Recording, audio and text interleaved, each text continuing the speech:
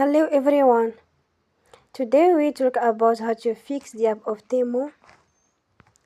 We will go to settings. Then we click on apps. After that we will search the app Temu and we click.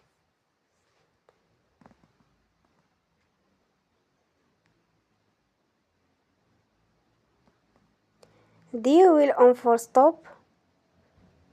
After that we will go to storage.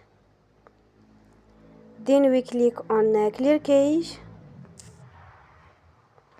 In the end, turn off your phone and you will recharge your phone again. Don't forget to support us by like and subscribe. See you next time and thank you for watching.